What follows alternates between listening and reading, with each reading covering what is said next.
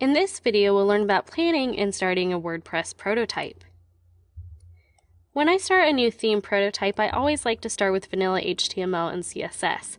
And the reason I do this rather than diving into WordPress right away is if I start directly in WordPress, my code ends up a lot messier and less organized than I would like. I find it a lot easier to start and write code how I normally would, which gives me a lot more opportunity to plan my architecture, my structure, my approach, rather than diving in and you get a lot of IDs and classes that WordPress generates for you for certain things.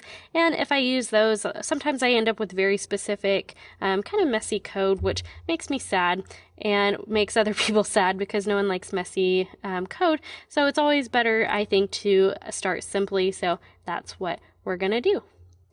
And when I take my organized approach to the design, it also helps me plan exactly what I want to prototype as well, because it can be difficult to determine exactly how little you want to build from scratch or exactly how much you want to code from scratch, because you can often waste a lot of time prototyping something that ends up being generated. So when I planned my design approach, I decided what I want to be a custom page design, so my home page and my classes pages. So I'm definitely going to build a prototype for those since they're going to have very specific styles. And I also decided what I wanted to be a page template as well. So for example, my contact and my about pages are going to use those full column or that full width in that 2-column page template. So rather than prototyping a contact page or an about page, I'm going to code up the template I would use for those pages instead. And then things like my events page and my gallery page, which are going to be mostly dependent on what plugin I'm using, I'm not going to spend any time at all planning the HTML or CSS for those, because most of the time you have no idea what kind of code those plugins are going to generate, and you can waste a lot of time planning out something that's not going to end up working out. So I always save those for later in the process after I already have those plugins installed. For my CSS architecture, I take a very similar approach every time I create my style sheet. And that's that I use classes for everything. I don't want to depend on any HTML structure at all, or at least as very little as possible, since we can't always anticipate what that structure is going to be. So we can use classes instead, so we can just drop those wherever we need those styles to be applied, except for typography, because your content is generally going to be a couple different elements. I'm thinking of main content like paragraphs, headings. Those are generally going to follow a set pattern. So we'll have our H1s, our H2s, our H3s, and things like that. My typography follows those general type selectors for those elements.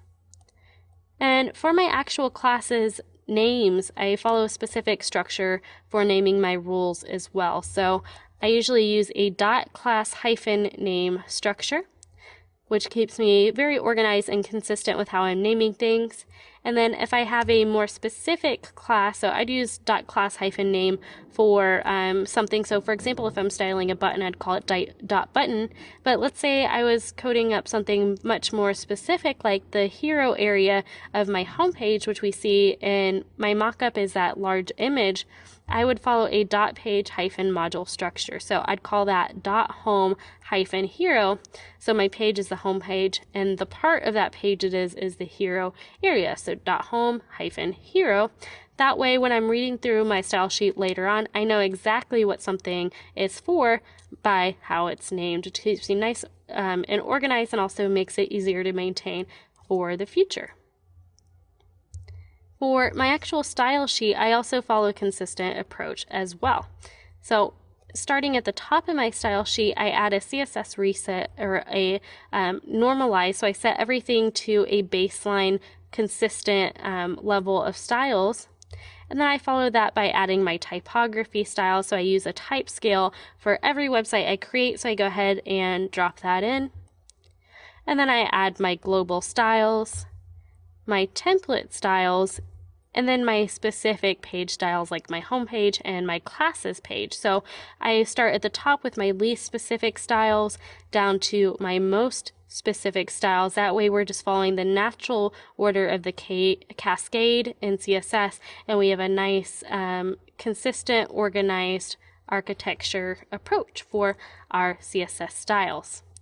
So now we just want to code how we normally would, because we don't have to use any specific class names or HTML or anything specific like that in WordPress. We have the ability to add whatever classes we want to our content in WordPress, which is awesome, meaning we can just focus on coding how we are comfortable with for our prototype. So I'm going to use a text editor, my favorite text editor, to do this.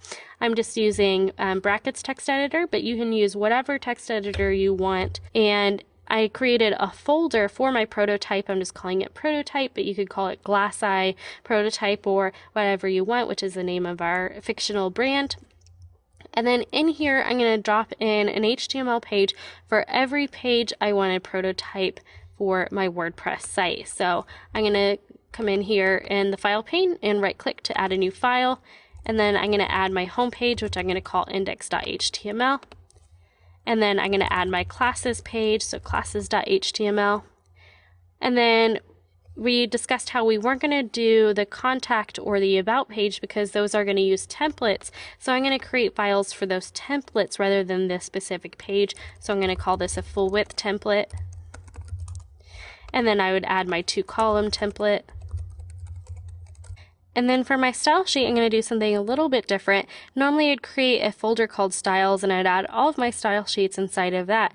But instead, I'm going to do what WordPress does, and it puts the style sheet in the root folder with all of the themes template files. So I'm going to do that too. That way we don't waste time later on by having to rewrite file paths and things like that. So I'm just going to call it style.css, which is what WordPress calls it, and press enter.